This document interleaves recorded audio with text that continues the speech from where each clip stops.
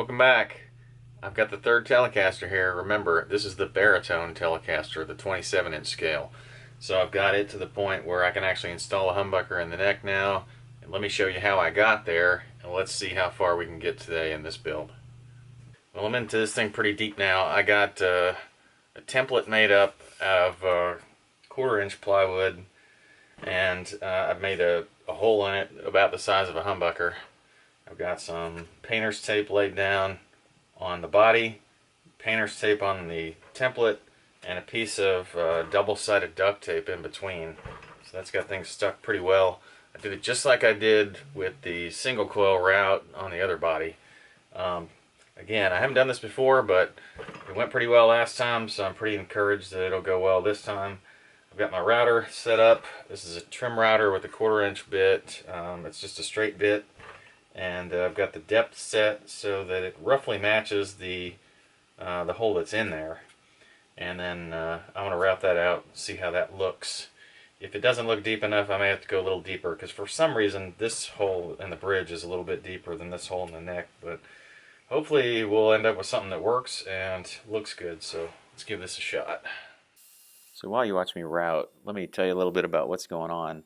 So I did end up having to stop my routing partially through, and you'll see me here at the end of these clips. I took a Forstner bit and ended up hogging out a lot of that extra material that's at the bottom of the pickup route, and that really helps speed things up. And you don't see me finish the route on camera because my camera actually cut out again, but I'll pick it up here in a second.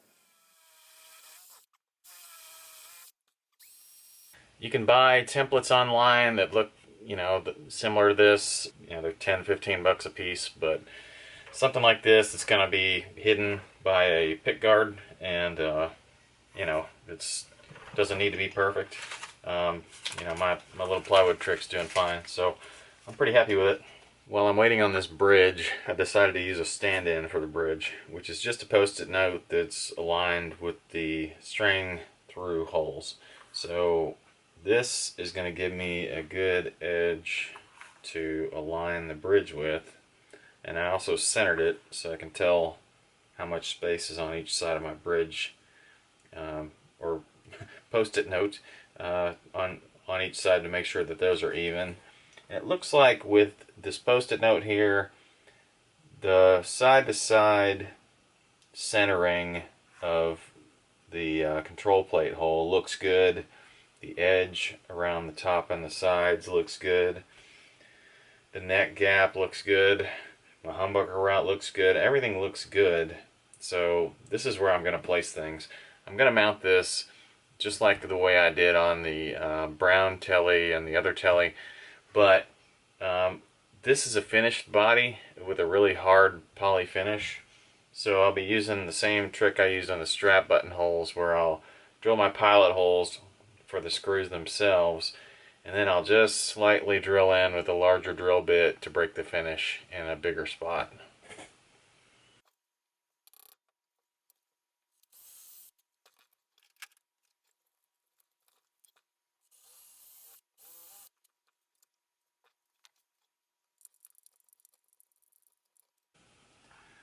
Okay, so now that I've got the one pick guard screw in, that holds the whole template in place for me to do all the drilling for the rest of the pick guard screws.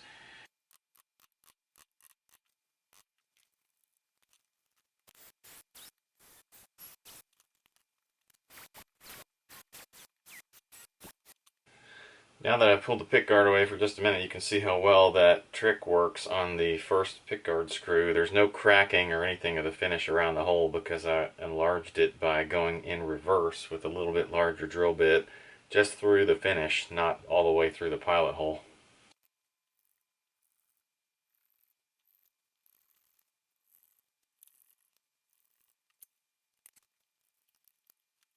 So mounting this control plate.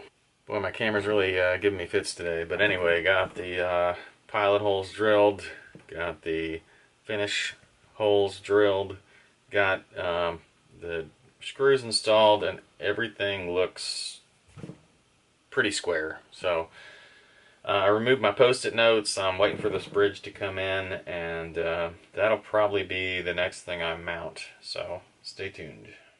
So the bridge finally arrived, and I was so excited that I actually recorded a segment, and I guess I forgot to hit record. But let me explain the bridge now. It's just a generic 5-hole Squire style bridge from Amazon.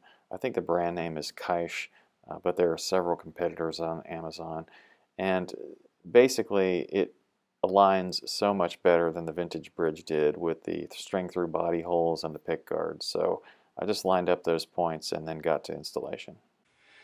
Okay, so the bridge is installed. I just have to get the saddles back on. Um, I think just because of where things landed, I may have to do a little bit of sanding on the pocket for the pickup. We'll see. I'll test fit that and see how that looks, but I'm happy with this, and it's much better than the vintage bridge fit anyway. I'm not super excited that I've got 2 extra holes where I don't think they really need to be, but that's okay. Well, I told you I was going to put a JB here, and I actually ended up finding a custom, which is a Seymour Duncan SH11. Also bridge pickup, but man, this thing looks cool as hell with this cover on it and all these kind of rugged scratches on it. So I just had to snap it up because it was a decent price. And I've test fitted it in the pickguard. My route was deep enough for the humbucker, but not deep enough for the screws. So I went ahead and drilled a couple of holes next to where the screws would, or basically in the spot where the screws would land. And that gets everything fitting nicely. Now I've just got to screw it in. But I didn't want to deny you the satisfaction of the pickguard plastic coming off, so here goes nothing.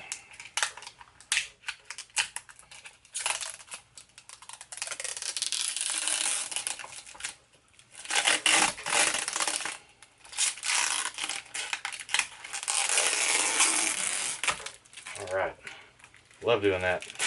Alright, let me get these pickguard screws in, and then we'll mount the bridge for the last time.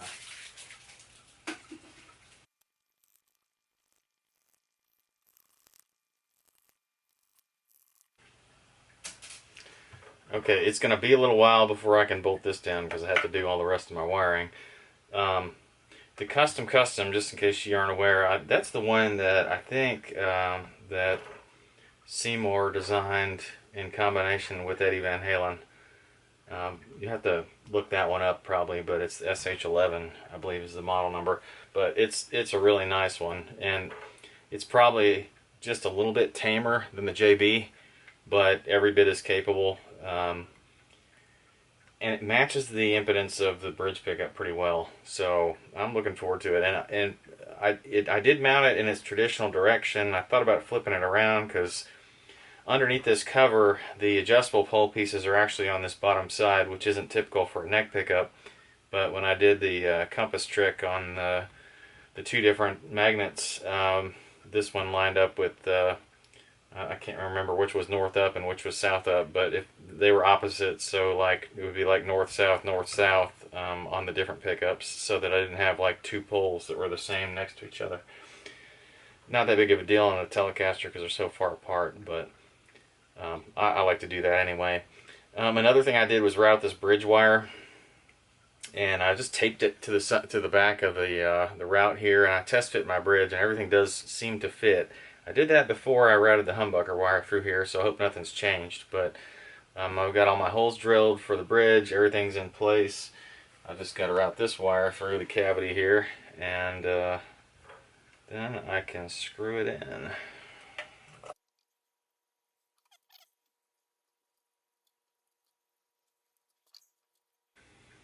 It's gonna be tight to get this through there, if I can even do it. I think I might need to cut this off a little bit.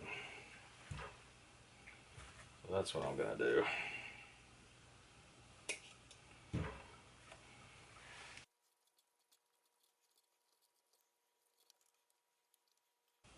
Wow. Alright, it's in there. There's no room for anything else, not even air, but it's in there.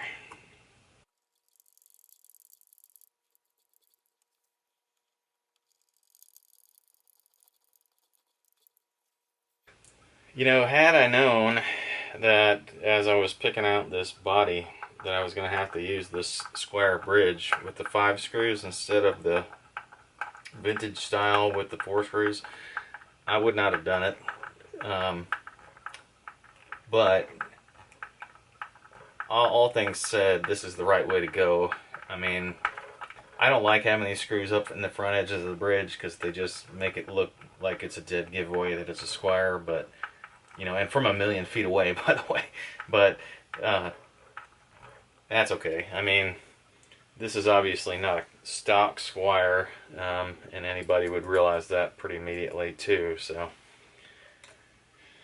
that's what I'm going for. It's just kind of a custom build.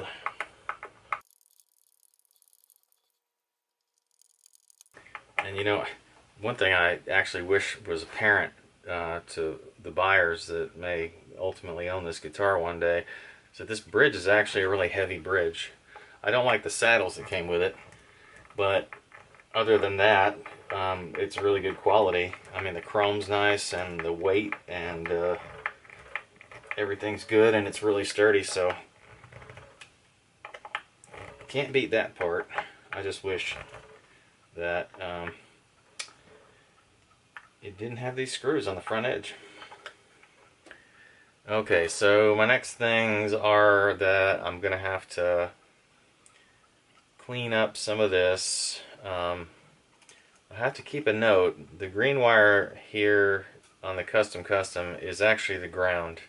That's the Seymour Duncan color coding. And I have to dig the green wire and the black wire out of this mess. The red wire and the white wire, both on the custom and on the Tele Rails pickup, are going to be tied together. I'm not doing any coil taps or anything like that. I'm just straight up running them like pickups, humbucking pickups, and no coil splits. So after that, I've got to figure out which position's which on my 3-way switch here. Wire my pickups in. I've only got 2 places I need to wire them in, and should be ready to rock after that. Just got to get strings on it and set up all the good stuff, the neck relief and the action and everything else. Okay, well, I got the bridge pickup wired in, I got the neck pickup wired in, I got everything connected, the switch is right, everything works. I've tested the electronics. It's dead quiet. I'm really happy with it. I can tell right now this one is a little bit louder than this one, but we'll figure that one out later. I've got to take these Baritone strings. These were the strings that originally came with the Squire Paranormal Cabronita Telecaster that I took this neck from. So I'm going to reuse those, get them fed through the back and into the tuners, and we'll see how this thing works.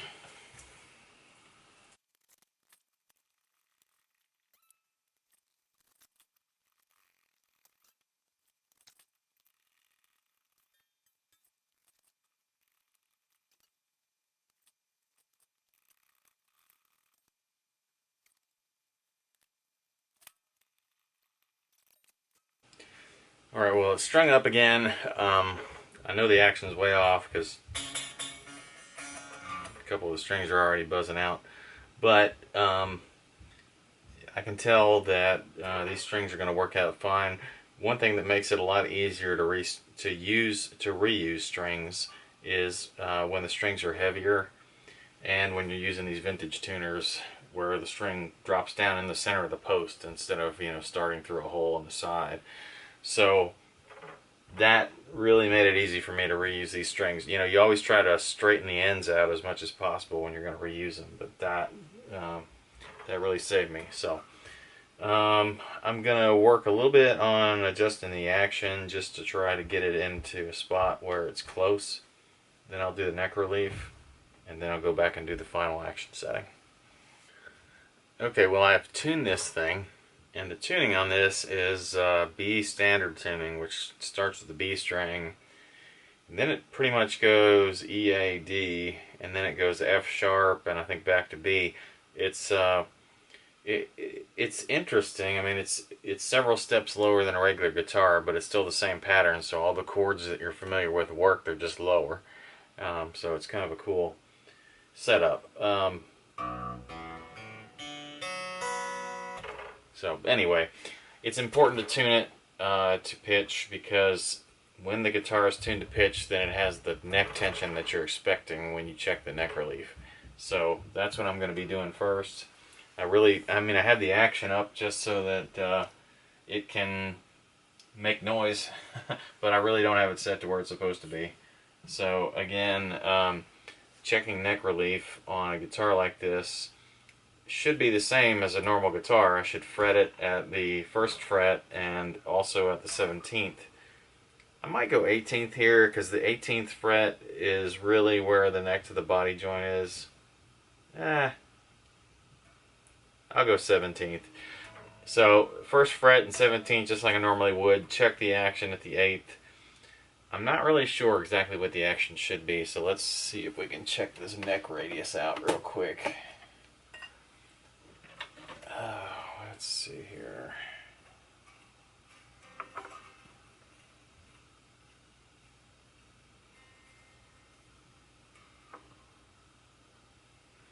Alright, it's a 9.5. So I'm going to assume it probably takes right about 12 thousandths, just like a normal Fender, normal guitar. So let's see here.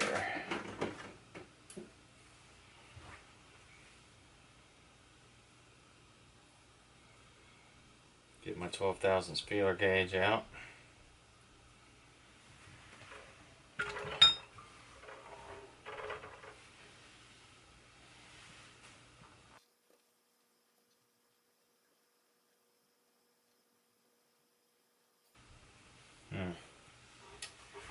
Actually not horrible, but I think it needs a little more relief, which means I need to loosen the truss rod just a bit.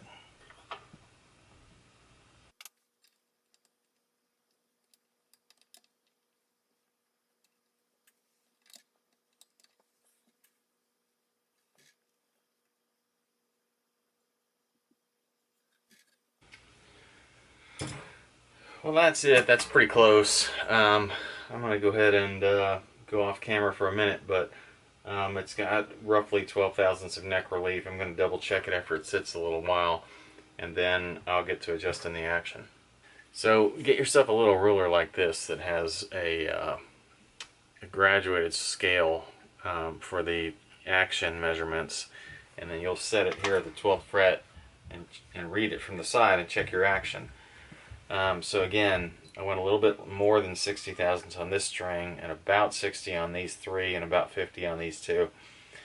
The one thing that you will need to check as you're doing the action is that you don't fret out at the top of the neck. You want to make sure that you can hear all those for all 6 strings. And as long as you can hear all the notes and there's no bad buzzing, you're definitely in the ballpark. You can lower it even lower. It's just a matter of preference, as long as the neck will take it. But a lot of times when you get up in this tongue area, strange things start to go on with these frets up here, and you may have to do some work on the frets themselves to get the action any lower. So just a word of caution. But this thing is set up now with the proper neck relief and the proper action. I just have to adjust intonation. And I've shown a video on that before. If you haven't seen the quick tip on an intonation, go look at that. I'm going to do that with this guitar, but it's a little bit different because the notes are different. It's really the same process though.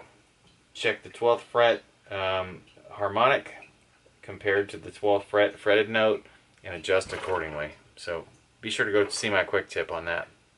Well, to be honest, I really don't like playing on camera because my self-confidence is awful and I'm not that great. But I just can't resist this one. I've got this plugged into a Fender Bassman 10 with no gain, no distortion, nothing. And it's just like, I mean, it is insane. this thing, the sounds that this thing makes. I mean, it's. So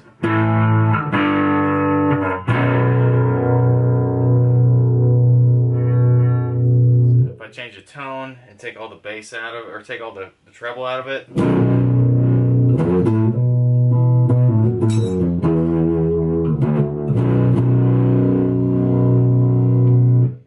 It just growls and it's all pissed off sounding. It's awesome. I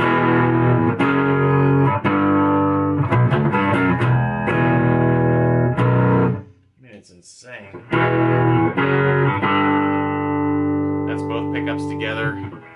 I mean, it is crazy. I hope someone who buys this thing eventually just like thrashes the crap out of it. It just so deserves to play like the meanest metal you've ever heard. So anyway, that's enough of that, but it's just something else. So thanks for following the build. By the way, if you guys like my stuff, don't forget to like this video and subscribe to my channel. I really appreciate it.